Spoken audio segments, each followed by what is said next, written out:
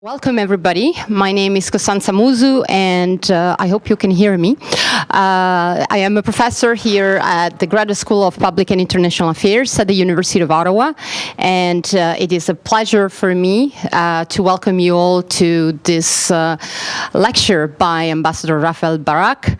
Ambassador Barak, obviously, is the Ambassador of Israel to Canada, and it is certainly a very topical moment to be having him talk to us. Ambassador Barak has previously served as the first secretary at the Embassy of Israel in Lima, in Peru.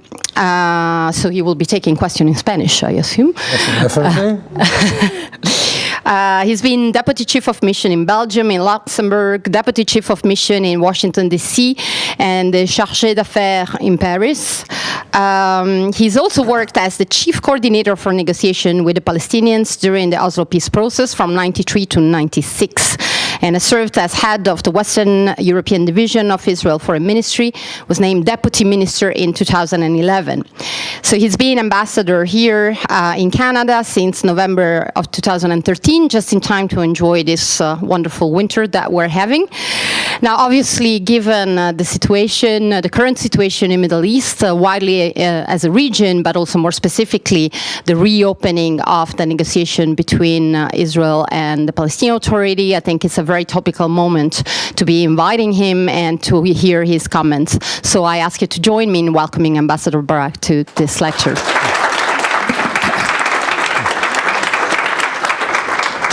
Just some housekeeping. We don't have a huge amount of time because rooms in this building are in great demand. And in fact, we'll only be able to have Ambassador Barak for just a little over 1 hour. So the ambassador will speak for about half an hour, for half an hour. And after that, we will open the floor to your questions. I would ask, obviously, that you introduce yourself and keep the question very short, and ideally with a question mark at the end, rather than making statements. Thank you very much, Ambassador Barak. Okay, thank you, and good afternoon, everybody. Thank you, Professor Musu, and I'm very pleased to be today here at the Center for International Policy Studies at the University of Ottawa, and to try to engage with the challenges that my country is looking from our horizon. You know, we live in a very difficult neighborhood. Israel, it's a country, it's a small country, tiny country, 20,000 square kilometers, and we are looking to a region in which every day we have new challenges. So I will try to address what are our priorities. I'll try to go into these priorities and then try to get some kind of analysis about why we feel those challenges. And afterwards I will try to elaborate a little bit about our policy vis-a-vis each and every of the three major issues that I'm going to address. So if someone will ask me what, for us Israelis, what are the major challenges and what is in the top of the Ministry of Foreign Affairs agenda, so I would say that there are three main issues. The first is Iran, the second is Iran, and the third is Iran. And actually I'm saying that because coming here, and I feel that is also the perception that goes around the world, is that in the top of our agenda we have the Palestinian issue. I won't say that the Palestinian issue is not important. I won't say that we are not addressing the Palestinian issue, and it's one of the three major issues that our political responsibles are dealing on our daily life. But on the top of the agenda there is Iran. And why Iran? Because Iran is at least perceived by Israelis, by the large majority of Israelis, and there is a general consensus of that, as an existential threat to my country. We are looking to Iran in different angles. The first one is the nuclear, and the nuclear program they are developing. On our view, this is a military nuclear program. and we know that others have the same suspicions. The second element and second angle in which we are looking Iran is on the issue of missiles and missiles that can reach easily the southern Mediterranean, maybe further than that. The third element by which Iran is for us is a threat is in what we call the support for terrorism, and this is what they are doing particularly through Hezbollah and through Hamas and Jihad Islamiyah and other forces in the region, supporting also the Syrian regime. And also Iran for us is a country that is not respecting the human rights, and is a country in which the rhetoric is very anti-Israeli, to the point that we Israelis take this very seriously. The second point in our agenda is... Sorry to interrupt you. It's just, I think you are, it's on the time. I'm going to move it. Okay. Apologies. Yes. Yeah, I'm going to move it to your level, maybe, if you don't mind, Yeah. so that you don't... Okay. It's better now? Okay. So I'm sorry. Apologize for the inconvenience. The second element in our analysis, and the second challenge that we have, is the region with the changes almost every day. And the third one is the Palestinians. So let me address first the Iranian. Why we feel that Iran is a threat?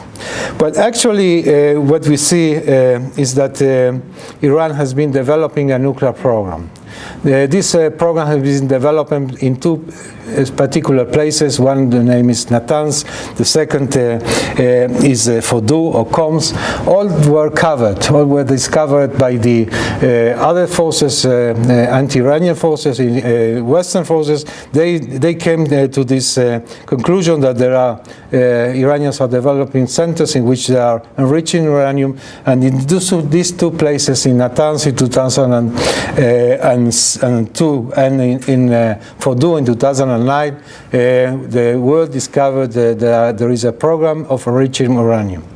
If I have to thank something our Iranians neighborhood is that the fact that thanks to them we all became experts in nuclear developments, and let me share with you some of the elements by which we feel that we are threat.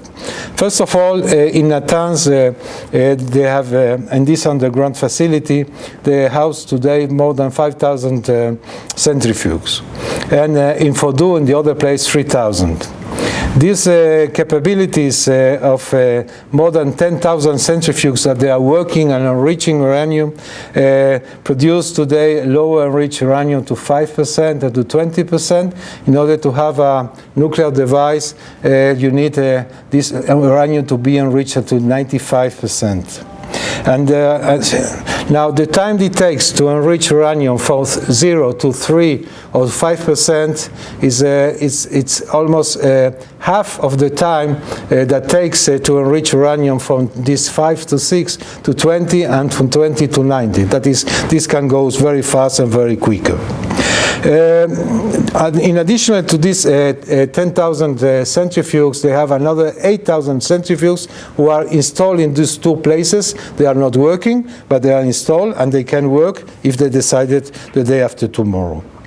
Now, till today, in our assessment, it's the assessment that comes from the data that we got from the International Agency for Nuclear in Vienna. They have already more than 7 tons of enriched uranium at less than 5%, and more than 186 kilos of 20%. I'm sorry that I'm boring you with all this data, but I feel that is important, because with these 7 tons of uranium, the Iranians can develop very easily and very quickly 4 to 5 devices, nuclear devices, military devices. So this is the situation in which we found ourselves today. We are facing a country who is undercover developing a program. We know where this program is heading. They don't need the program, you know, and everybody knows that Iran is a very rich country. They have oil, they have gas. So for what they need all this nuclear effort that has been developed over the years. Now, On top of it, the way that they are enriching uranium through centrifuges, that they are spinning and enriching this uranium, there is another way that in order to develop these nuclear capabilities, and this is the plutonium track.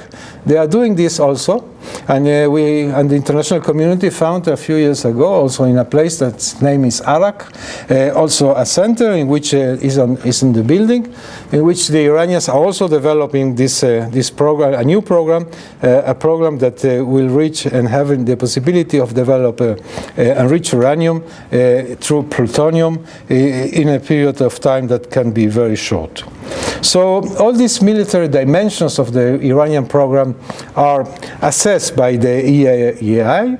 They feel that this is this is their real intention, and not only the agency, the international agencies, but also the world. I would say, over the years, the Security Council has passed 6 resolutions that see Iran producing something that she is not allowed to.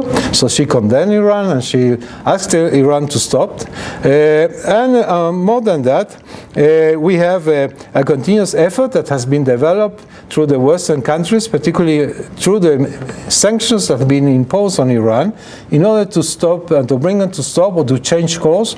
And finally, months ago, in the end of 2003, when the new regime in Iran was installed by Rouhani, so the conversations went on again, and finally an agreement was finalized. It's a temporary agreement by which they are stopping their enrichment of the 20%. They still continue enriching on 3%, and some of the sanctions has been put in place and has been frozen for a moment. So this is one aspect. This is the nuclear program of Iran. There is a military dimension, and I mentioned to you the Shihab missiles. Shihab missiles that can take these bombs of these devices. Today, 2,000 kilometers. 2,000 kilometers. It's around. Sorry, this is working. The top. On the top, yeah. A sec, what's that? Okay, doesn't matter. It's all the southern Mediterranean countries from Iran are covered by these missiles, and now they are developing also missiles that can reach 5,000 kilometers. That means that can reach also close also the north your continent, and this is part of the intentions of a country that says that the feeling is to develop something that is not related with nuclear and not related with military. So this is the second dimension of the program, and this also they are translating a Security Council decision 1921, if I recall, in which by which they say that Iran is not allowed to develop these missiles programs. The third element by which Iran is a serious threat for us is what I mentioned, the support for terrorism. We know that there is a continuous transfer of weapons and missiles, particularly to Hezbollah in the southern Lebanon. 60,000 of these missiles and rockets are already there, maybe more.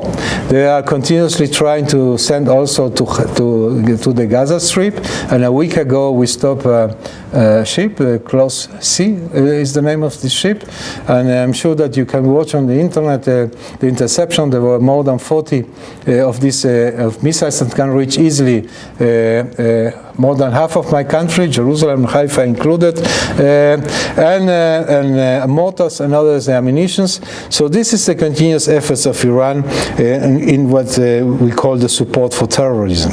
And on top of it, what we find is also attacks to my embassies and ambassadors.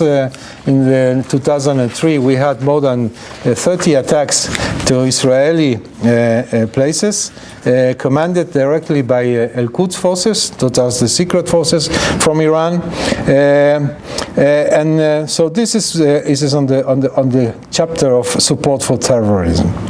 And the last chapter that I would like to address is the human rights record of Iran. According to Amnesty International, only last year there were 593 citizens hanged in Tehran, 367 since Rouhani came to power. So we are listening to the Iranians, we are listening to the new rhetoric. There is a new president that was elected, but at the end of the day we see that the country is ruled by the same mullahs. It's Khamenei, the one that called the shots. It's Khamenei, the one that gives the instructions. And despite this charming offensive, as we call it, we don't see in this new government of Iran a change. We know, and we read Rouhani, that when in 2003 he wrote that he deceived the West in order to advance the Iranian nuclear program. He wrote this. So looking to Iran as a moderate country, this is a myth. We would like that everyone will be aware about it. We are satisfied and very satisfied that the Canadian government is addressing this issue rightly. And let me be clear, we don't want a confrontation with Iran. We don't have anything on the basis against Iran. On the contrary, several years ago we have a very good relations with Iran. In the times of the Shah, we have economic and development cooperation. And we try over the years to develop these good relations. There was a big Jewish community, there's still a Jewish community in Iran. What we would like to find is a diplomatic solution that will comprise the several elements. First of all, we would like to see the cessation of enrichment in Iranian soil. Secondly, we would like to see all the removals of the stockpiles of uranium from Iran. We would like to see these two centers that are enriching uranium in Fordow and in Natanz being dismantled, and also the plutonium activities that start to be developed in Iraq, that also will be stopped. So this will guarantee not only for us but also for the region, because as we see it, Iran is not only a threat for my country, but if you talk with each and every country in the region, they will address also the same priorities as I tried to present to you, Iran. And believe me, in our region, despite the disputes and despite the difficulties, we talk to each other, we find the opportunities, and when we are talking with some of our neighbors, even those we don't have formal diplomatic relations, and we asking what is in your agenda, what is keeping your mind busy, what is threatening for you, so Iran is always in the top of their agenda. So this is a major issue. I mentioned this to you because I feel that in general and the public domain, well, it's an important issue, and now the P5+1, as we call it, are addressing this issue, and there is a negotiation going on. But we feel that negotiation should end in an end for the threat for the countries in the region, for Israel in general, and those are the terms that we would like to see them ended, and the sooner the better. According to the temporary agreement that was signed, we have still a few months till July in order to finish an agreement. We are doubtful, we are very doubtful about the intentions of the Iranians, but we'll see what this brings us in the near future. We feel that sanctions should go on, sanctions will continue. Through the sanctions, the Iranian government decided to get into negotiations with the Western countries, also with Russia and China. So this is why we are insisting on the importance to keep all the options on the table, having in mind that the diplomatic solution is the best one, is the most is the one that allows everybody to save face and permits everybody to come back home to say, well, we have a solution and we will continue developing our domestic and important issues. So this is the first chapter in which I like to address, and this is really what keeps us busy. ask you to imagine for a moment my prime minister, doesn't mean Mr. Netanyahu, each and every Israeli prime minister, I can guarantee you, I've been sitting very close to them, 70% of the time they are dedicated to these concerns and to these issues and these challenging issues that are coming up every moment, every day. The second element that is very important today in our agenda is the region. The region is changing. We are seeing a series of different elements that we didn't see 3 years ago. So what are these elements? The first element what we identify is the end of the autocratic regimes. And all these factors and all these elements that we're going to mention, in a way, we are in a process, because there are two major elements that are characterize these last 3 years. First is instability, and secondly, the unknown. So we have to be very cautious trying to predict what will come up in the future, but at least we can identify some of the trends and some of the factors that are changing in our region. So the first one is in this unknown and instability that are the main colors of the Middle East today. So we see, first of all, a big challenge to the authoritarian regimes. Some of them are disappearing, some of them are changing their face, some others have big question marks. Interesting enough, the monarchies, as we call it, that is the Gulf countries, still keep on going, and it looks that this Arab Spring, as we call it, I don't like this expression, I prefer Arab turmoil, are keeping on with the same regime, and it looks that this turmoil is not going through the territory, but it's part of their lives, it is definitely, but they are not affecting the regimes. The second element that characterizes these changes is the power of the street. We have been seeing over the years that people are going out, demonstrating, are even shouting and telling their truths, are asking for changes. And I would say that still this is a new trend, as an important trend. Looking forward for democracy in each and every country in the region. What we identify is that they don't have a united message. That is, the people on the street have different messages, from time to time contradictory, but those messages are powerful enough, for example, like it happened last July in Egypt, to change a government. So those are elements that are very important. From time to time, this is only a demonstration. From time to time, this goes very further, like a civil war, like it happens in Libya, or we saw it also now going on in the streets of Syria. The third element that characterized this new Middle East is the rise of the Muslim Brotherhoods as an alternative. The political Islam tried to become an alternative. They tried in Egypt, they failed. They tried in Tunisia, and there is now a mix between the old and new regime, and maybe something new that's coming up.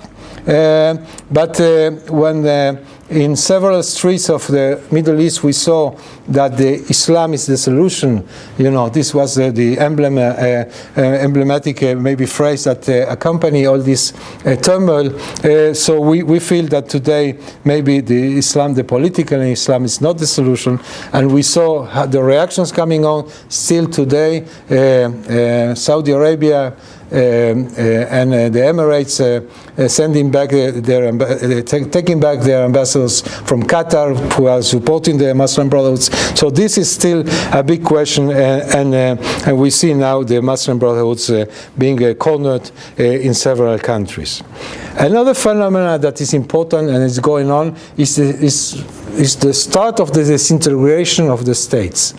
The states that were created after the First World War, the famous Sykes-Picot Agreement between France and the UK that divided the region and created new different countries, it's been challenged now in these days. And we see countries like Libya, like Syria, even Iraq, I would say, in which we see changes, and we don't know exactly what will happen the day after tomorrow.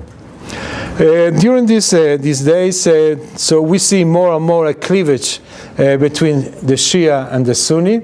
It's not a clear-cut cleavage, but it is, and it looks that there are two major camps, and I will elaborate a little bit further afterwards. Another important phenomenon is the persecution of minorities. You know, general minorities living in our region, in our neighborhood, but I think it's a general phenomena, sociological phenomena of minorities. They are very close to the government. They are very close to the leaders. So now they found themselves on a hand, as we say, seated in the fence, trying to decide where are they, particularly in countries like Syria, in which there are challenges, and in those countries that they have an option, like the Kurds in northern Syria, so they can incline and have support on the other side of the borders. Others are still undecided and suffering from that. Some of them persecuted, some of them going out of the country, emigrating. Another element that I feel is important is women. Women were taking more and more important places in politics in the region before this turmoil started, and today we see more women put it aside. So all this turmoil is happening only in this 20, 30 kilometers almost for each and every city in Israel. It's those of you that know Israel and can go to the Golan Heights, and you can see almost the civil war going on, you know, like in a movie. It's terrifying looking to that. So this happened very close to us.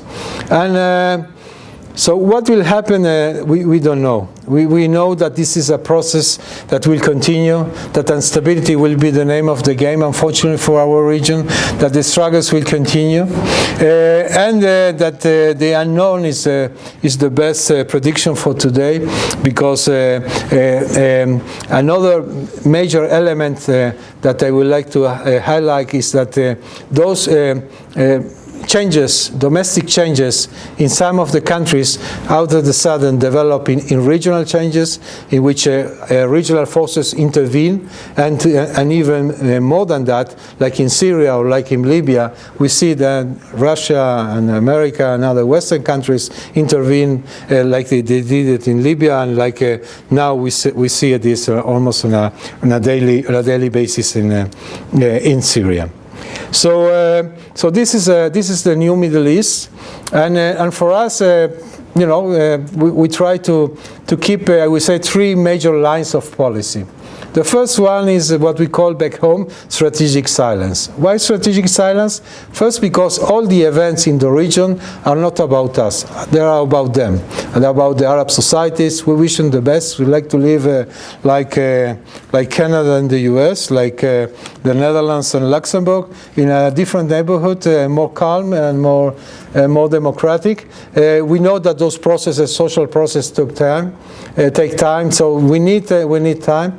And any advice or any good thing that any of my politicians can declare about that will be always very ill received in this region. So we try to keep one step back. I always have to say that particularly in Israel, in which each and every day our politicians have to say something about everything, they are very well disciplined, and the regional issues, you have noticed that they keep the necessary distance, and we are trying to watch and understand what's going on. The second element that is very important for us is to keep our assets. What are our assets? The first is our peace treaty with Egypt, and the second, the peace treaty with Jordan, and several other, I would say, undisclosed assets, that is connections, relations, talks that we have with several of the Arab countries that there are in the region. And we are doing this with a lot of difficulties. You follow also the events in Egypt. You follow the instability that's going on Sinai, the fact that there are Al-Qaeda forces there, that there is a lot of smuggling coming not only from Iran, but also from the disintegration of Libya, and that there is a process in which Egypt is changing almost every few months the domestic situation, and we try to cope with it. It's not an easy task. We have a good relation with the Egyptian government today. We are a good dialogue, but it's not a well-developed dialogue as we have with each and every country in which my diplomats are affected. We don't have an economic dialogue, cultural dialogue, scientific dialogue, an academic dialogue. It's more related with issues of security. It's due to the situation in the region. We understand that. We wish the Egyptians good luck. As we say, we are not intervening, but we are trying to help each other on issues related with security. The second asset is with Jordan. Here the situation is better. We have a political dialogue. The king and my prime minister are meeting often. They are having conversations from time to time on the phone. And we try to assist the Jordanians on different matters. You know, there is a scarcity of water. It's part of our peace treaty also with Jordan. So we are giving them more water than it's specified in the agreements. The Bible says that we are the land of milk and honey, but we discover gas, offshore gas in the Mediterranean. So we are now supplying gas to Jordan. This is due to the fact that the gas that they used to get from Egypt has been cut off due to the Al-Qaeda and other forces in Sinai. So they get some of our gas, and we try to find other elements of cooperation. The third element in our policy is related to the opportunities of the region. There are not too many, but at least I can see in this hectic region today, and I alluded before, I would say a list of threats and challenges, and a list of countries who can adhere to them. So what are the list of threats? So let me enumerate this for you. First of all, Iran. Iran is a threat, as I say, for the large majority of the countries in the region. The second is Muslim Brotherhoods, Islamic extremist, political extremist. Third, Al-Qaeda forces who are trying to get into the region. Fourth, general instability. Fifth, the need to find a solution to the Palestinian-Israeli conflict. So in all these 5 items in this agenda, I would say that there are countries that can adhere to that easily, and those, let me enumerate it. This, on one hand, is Egypt, and is Jordan, and is Saudi Arabia, and the Emirates, and Kuwait, and Bahrain, and Morocco, and Israel. So, you know, we have I would say a joint agenda. It's not has not been specified in advance, but I feel that we have the same threats and challenges, and here the same countries. Another element that I feel is important to mention is the perception. I don't know if it's a right perception, it's a mistake perception, but the perception in the region is that the US is not there anymore as it was before. So there is some kind of feeling of gap, of vacuum that should be filled by someone. And since there is those countries, the US is not at least feel that the presence anymore as it was perceived years ago. So there is some kind of joint assistance between the countries in the region. It's like some kind of mosaic in which each one is sending his elements forward and trying to assist one to each other.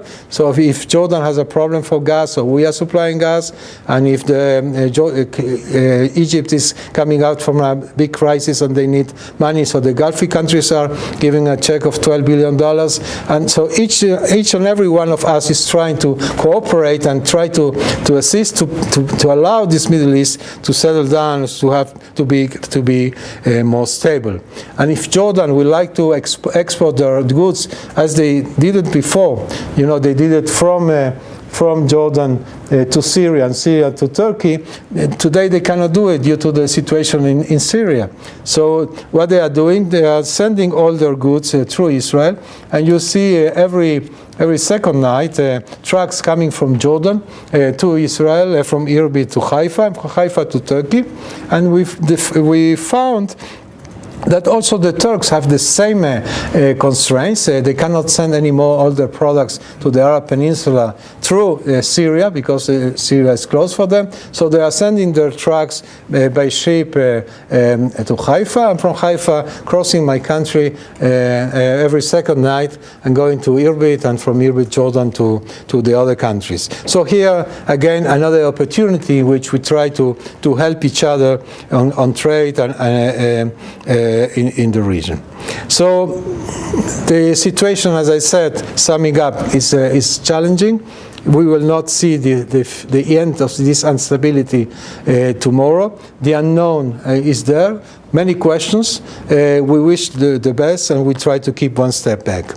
The last point in my agenda is the Palestinian issue, and is an important one. We have been discussing this with the Palestinians for almost 20 years. And I feel that after 20 years of discussions in which we are trying to find a solution, all the major issues have been already on the table. And we know more or less where the lines of a solution can come up. You know, we are not perfect, and we also, from time to time, we made mistakes. But I feel that at least twice, in a very honest way, two of my prime ministers, my former prime ministers, in 2000, Ehud Barak, in 2008, Ehud Olmert, proposed to Palestinians to finalize our disputes, proposing them very far-reaching elements in each and every one of the items that are in discussion. Those are definitely security, borders, Jerusalem, refugees, and at the end of the day, we didn't have a positive response, not in 2000 when Arafat decided to start a second intifada against us, and in 2008 when instead Abu Mazen got this proposal from Ehud Olmert, and he didn't respond to that. He could say yes, he could say yes, but he could say yes, I pocket and ask for more, but he didn't respond, and actually his answer was a negative answer. So we are now embarked again in a new negotiation, discussing almost the same issues. The Americans are taking the lead, and this is maybe one of the only few issues in which we see the American diplomacy with boots on the ground, I would say. And we have to give full credit to Mr. Kerry and to his efforts. But it's and we are trying to come to a positive conclusion. Times will tell us what the solution will be and what the end will be. What is needed is that I would say on our side as Israelis is our political decisions. If I have to describe the Israeli public opinion, I would say that 80% of the Israelis are skeptic about the possibility of finding an agreement tomorrow with the Palestinians.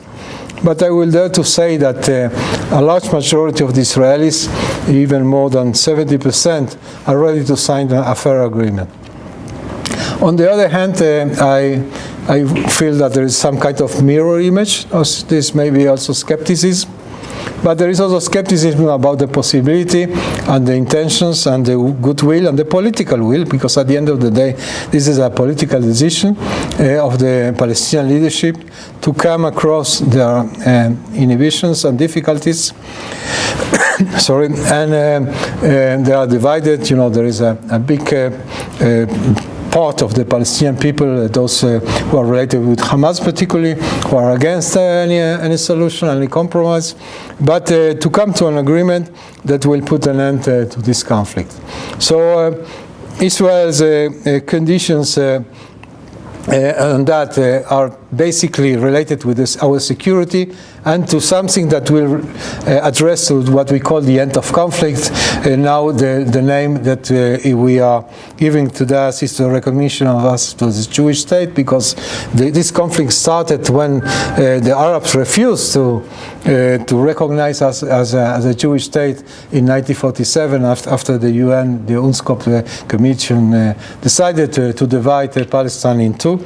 And we are ready to come to this understanding and this agreement, and we will see if the Palestinians will be also up to take an important decision, a serious decision that will also affect maybe the legacy of the leaders, but this is what we wish and what we would like to see.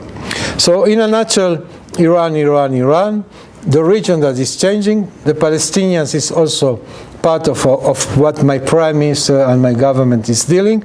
And let me only indicate at the end of my presentation the arrow of history.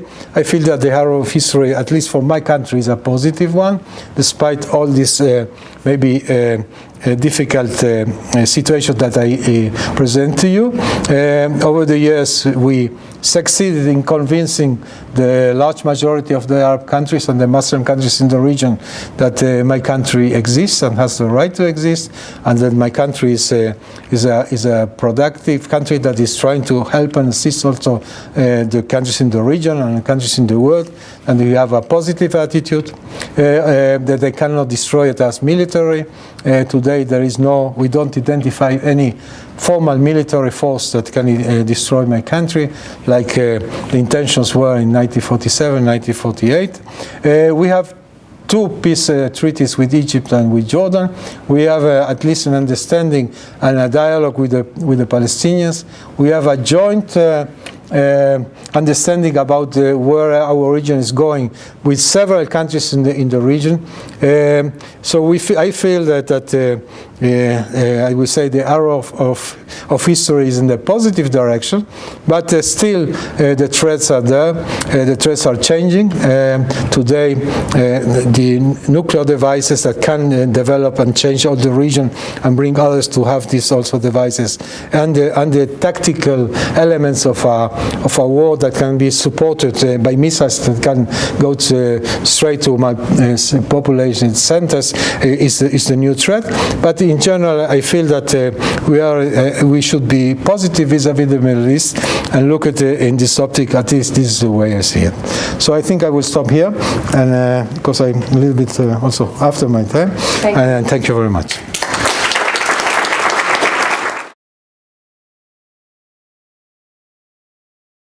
I'm Sylvia Bagustas, a retired policy analyst from the federal government.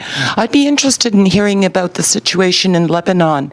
A huge number of Syrian people have moved into Lebanon, and I haven't really read much or heard much about what's happening there in relations with Israel. Yeah. And there's a question right here. Hi, Ambassador Barak. Oh, we're on? Good. No, we're not. Yeah. We are. My name is Adam Moscow. I'm a student here in the Graduate School of Public and International Affairs. Wondering, in terms of Iran, understanding that Iran is the greatest threat facing Israel, understanding that Canada has taken a number of important steps around condemning the human rights situation, et cetera, et cetera. But one thing that Canada also did was closed its embassy. And I'm wondering if you could perhaps comment on the value of an embassy in a region that is problematic. Yeah. Okay, thank you. So a few words about Lebanon. Looking to Lebanon, it looks like the Arab turmoil or the Arab Spring in Lebanon is part of the normal style of life.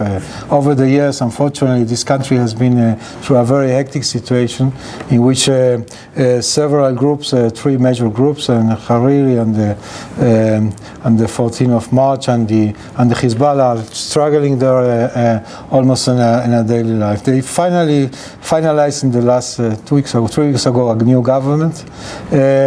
What we see is first a big confrontation from the population vis-à-vis Hezbollah. Hezbollah is very active in the civil war in Syria, supporting Assad. They are suffering losses, more than 300 according to what we learned, and this severe critique back home about if this investing in Syria is the right way to do it. But let me remind you that this is part of the Iranian, Syrian, Hezbollah arch that brings all these three elements together. So I would say that at the very beginning they were not so ready to go to Syria, but the Iranians pushed and they decided to share their part and their suffering. They are contributing to the Syrian forces. There are a lot of fights going on the Lebanese-Syrian border, and we see Hezbollah fighters there. The fact that they intervened brought into Lebanon a response, and the response came from particularly Al-Qaeda forces, Al-Nusra and others that are based in Syria, who are responding and attacking Hezbollah, not in the borders, but in their fiefs, in the cities, in Tyre and other places, with bombs and other elements to try to destroy their attention. So this is going on already for more than a year, and this is part of the reality. How to conduct a policy and to rule a country like Lebanon is in this situation is not an easy one. The Sunni groups in Lebanon, Hariri family and the others, are also challenged in the north by Sunnis, by political Islam extremists that are coming also to Tripoli and other places, and here in those cities we see also confrontations almost on a daily life. There is part of also of Palestinians who are being also attacking their camps. So there is almost on a daily basis in Lebanon something going on, and we are watching this reality. We don't see. We see if there is one positive element that we like to underscore is the positive role of the army. Is becoming stronger. He has been supported not only by Arab countries. The Saudis gave him a few weeks ago a check of $3.5 million in order to get some armed weapons, but also France and others are supporting. The Americans are supporting, Italians are supporting them, and this is a stabilizer factor in Lebanon, in which we count. We don't have relations with Lebanon, but we have, due to the arrangements and border arrangements, also ways to communicate that are formal, and we understand that they would like to have a very quiet border with Israel. This is the message they reiterate. There is also an important element that may bring us together for the future, for the best, that is the energy factor, as we found gas offshore.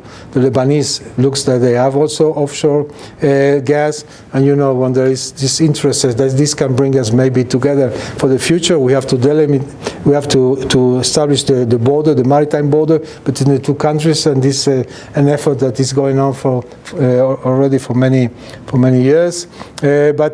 So the stabilizing factors, the Syrian effect of Lebanon, the intervention of Hezbollah, the Al-Qaeda and other forces entering in the Lebanese, those are the unstable factors. On the other hand, stabilizing factors, the main one, the important role of the army and the energy that I see like something for the future.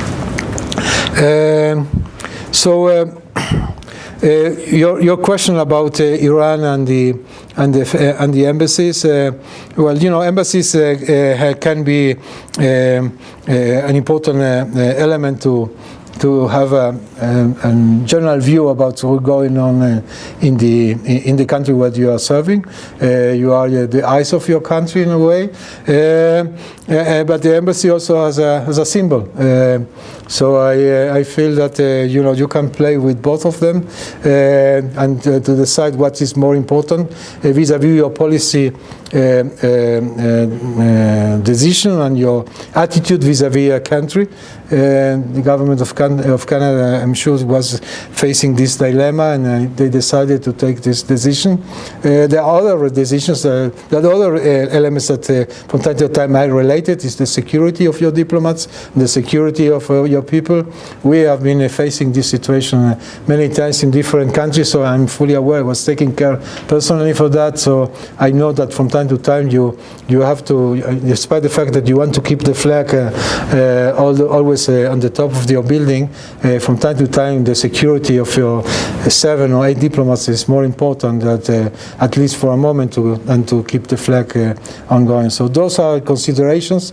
I'm not aware exactly what were the considerations of the Canadian government, but I assume that those were the elements in which they were challenged when they took this decision. Hi, Michael Shkolnik, PhD student at Carleton.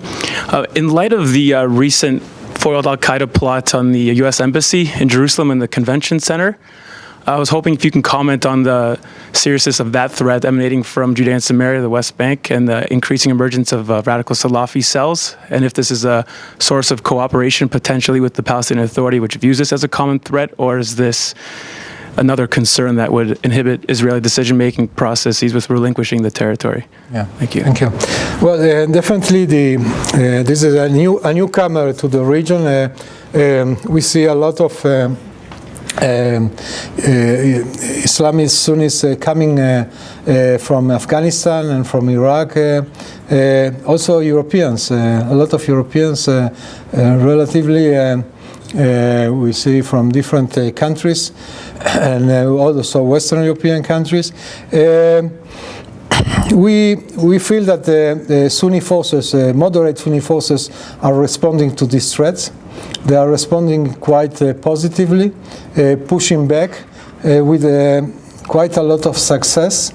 I won't rule out that this is a threat, and that they may have in some places, including in the territory, some local cooperation.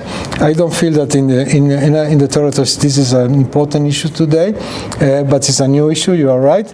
But in the other countries, particularly in Syria, I see the Sunni forces, moderate Sunni forces, pushing back and not letting these groups coming into the region. The Saudis have been also, despite their ideology and the way they see the Islam, very active, supporting efforts in order to impede these Salafists and Al-Qaeda groups to get into the region. But there's a very heavy presence in Syria. There are, some cities, even in Fallujah and other cities in Iraq, that they have the full control. And there is, as I mentioned before, in Sinai, also pockets in which the Egyptians are addressing now seriously in order to cope with them, because they are endangering not only Sinai, but also a threat for inner Egypt, the Suez Canal, and other strategic points in this country. My name is Kevin. I'm a student here at the University of Ottawa. Just going to say, you recently made comments in the media concerning the settlements in the West Bank as not being an obstruction to the peace process. And I was hoping you could elaborate on that, considering there's a large amount of the international community that thinks that this is, if not the more important issue that obstructs peace in the area, considering some of the threats towards Israel that are emerging, and using this as maybe a catalyst to justify their claims against Israel. Yeah. Well, the issue of settlements, at least in our history, diplomatic history, was not an impediment to peace. We withdrew from Sinai, in which we had 2 cities and several places in which Israelis lived, in order to get a peace treaty with Egypt, and we did it in '79. When in 2005, Prime Minister Sharon tried to give peace a chance, as we said, in Gaza, we withdrew from Gaza totally. 22 settlements were taken out, including the cemeteries, in order to give this opportunity. And there were also 3 or 4 settlements in the northern part of Samaria and in the northern part of the West Bank. So I feel that this settlement issue is used maybe politically or diplomatically as an excuse. I feel that at the end of the day, the 2-state solution is the solution. This is what my Prime Minister said time and again, and I would like to see our Palestinian neighbors and friends coming also with a proposal that will openly accept this two-state solution and come to an agreement.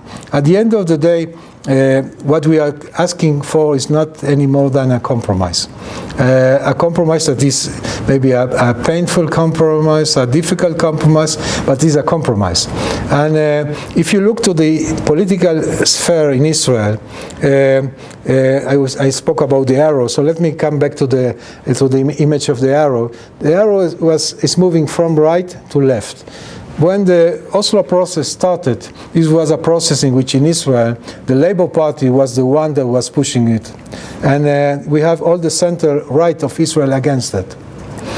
Today, since Mr. Netanyahu gave this speech in Bar Ilan University in 2009, which he accepted the two-state solution, so the large majority of the Israelis accept this proposal. That is, the right adopts the positions of the left in a way that we need a compromise, that is to tell you that we make a compromise, a big compromise. I feel that any study of the Bible can understand easily why my country is so attached to those places in the West Bank. But we decided that in order to have peace with the Palestinians, a compromise is needed. And today, the Israeli public opinion, I'm not talking about the politicians, came to the conclusion, but at the end of the day, they are ready to do it. The large majority. There is always a group that is very against. But I don't see this arrow moving from right to left or to left to right, doesn't matter, on the Palestinian side. I see the Palestinians standing on the same positions they were in 1993, almost, and they are not moving a iota on that. So this is a big question mark that I have. Are they ready to move? Are they ready to compromise? Maybe not a big compromise, a small compromise. I don't want to quantify it, but at least to make this effort, because as we are making, we made an important compromise in Israel, and this went in a very long and even tragic dispute in which my Prime Minister Yitzhak Rabin was killed due to this confrontation. So today the Israelis, the large majority of the consensus is for a compromise. That includes also part of the settlements. But I would like to see this discussion first going on in the Palestinian society, and second coming up with a compromise to say, okay, we can maybe ask for a whole, but we have to reply and come to something that is plausible and is acceptable, and each side will come to this compromise with their pains and the difficulties, but at least we'll find a solution. This is what I would like to see on the Palestinian side. I wanted actually to ask you a question myself. I don't know, is this on? It's not on?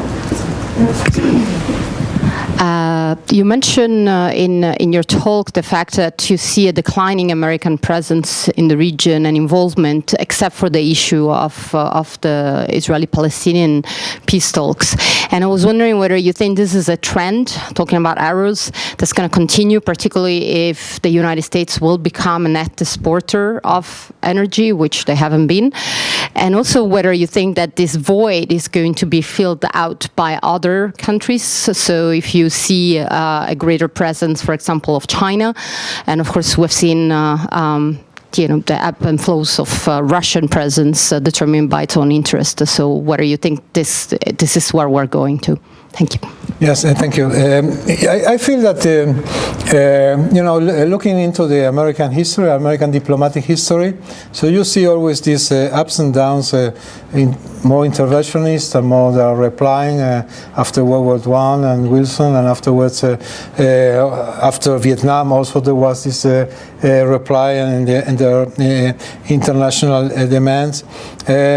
So I feel that this is back and forth and ups and downs on the American diplomatic history. America is still the most important country in the world. It's the superpower. They have been affected by the intervention they took under responsibility after 9/11 in Afghanistan and also in Iraq. But I cannot see other countries replacing the U.S. You mentioned China. China is maybe like a submarine. You will see the periscope from time to time, more oriented to see the economic advantages that they can have from the countries in the region. But I don't see China replacing the U.S. Let's go further and take the international fora, issues of climate, issues of water, of energy. We don't see China taking a leading role. China is more affected today maybe what's going on close to his borders. My feel is that China would like to continue having this 10% growth every year. If I have to identify what is maybe the point number one in the Chinese foreign policy, is that to keep this 10% growth alive, and for that they need raw materials. So this implies a lot of elements, and I think that they feel very comfortable having others, particularly the U.S., doing the difficult job of confronting a region that is unstable. The Americans are also becoming more and more independent in energy. This is a fact. They will not leave the Middle East. Americans always say that if you are not coming to the Middle East is coming to you. So they know this very well, and they're still present in the region. I feel that also the Russians is not the USSR, it's Russia, and they have the commercial interests. They would like to take profit maybe from some of the countries they are supporting, particularly in Syria, and they have a role there to play. I'm not so sure that this is a very influential role, that they can change policies on the ground vis-à-vis Assad particularly, but they can talk with them and they have some kind of influence. So looking right and looking left, I don't see any other country who can take today the place of the U.S. Definitely, the way that the U.S. is active and is changing, and we saw an American administration who was very interventionist in the way they try to project their wishes and their policy. Today we are in a different attitude. It's more of sanctions, of diplomacy, of trying to get some kind of understanding. We saw it in Syria. Let's see in a few days what will happen maybe in Ukraine. This also will be a test for each and everyone who is following American policy. But no doubt about it, the only superpower, and this is a great country, America, at least for the countries, the democratic countries in the world, I think that they are going through domestic processes that we have to understand. At the end of the day, I don't see today any real alternative to the US. Thank you very much. This brings us this event to a close because, as I said, unfortunately we had a shorter than usual time slot. But I'd like to ask you to join me in thanking Ambassador.